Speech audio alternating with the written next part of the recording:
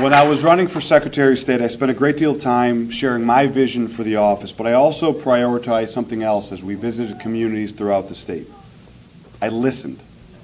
I listened and learned about situations our residents experienced that were directly related to the Secretary of State's office.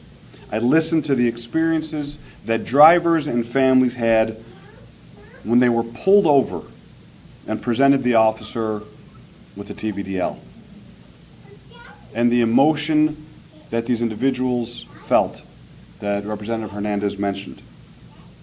They know, and the officer knows, that this form of ID essentially serves as an admission of being undocumented or having a temporary visa. TVDLs have become the scarlet letter of someone's immigration status and sadly exposes them to discrimination or immigration enforcement. As I mentioned, in Illinois, we are a melting pot. Our state embraces people from all backgrounds. Our communities are more vibrant because of this welcoming culture that has been woven into the fabric of Illinois. I am proud, very proud, that House Bill 3882 will replace TVDLs with a standard driver's license or ID card. The only physical difference between a TVDL and a standard driver's license is the purple marker and the wording "not valid for identification," which currently exists on TVDLs, will no longer appear.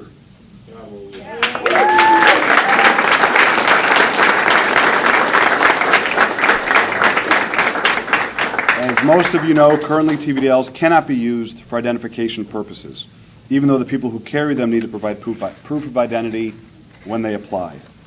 In many cases, sadly, a TVDL isn't an accepted form of identification when it comes to doing routine but essential tasks like picking up medication from a pharmacy, medication for a family member, signing an apartment lease for your family's home, or using it simply to verify your age. Well, our legislation changes that, enabling people who would otherwise receive a TVDL to get a standard license or state ID is a matter of basic respect and equality. Immigrants live, work, and drive like everyone else. This measure is about belonging. But this effort is not just about fairness and equality. It's also about safety. Allowing immigrants to earn a driver's license regardless of their legal status improves road safety for everyone on the road.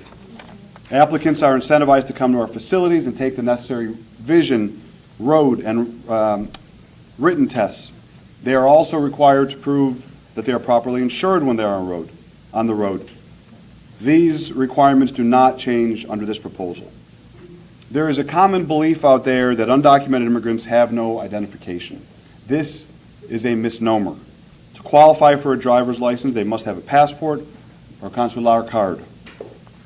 When the lawmakers approved TVDLs in 2013, Illinois was a national leader. We set a trend, and since then, 19 states have since passed similar legislation. As of today, in Illinois, more than 300,000 people currently hold TVDL driver's license. Since then, other states have gone further, implementing laws mirroring this proposal to issue standard Real ID licenses to undocumented immigrants. It's important to note that this standard driver's license does not meet federal Real ID requirements, which we've heard the rumblings of, especially from the other side, which are set to take place in May of 2025.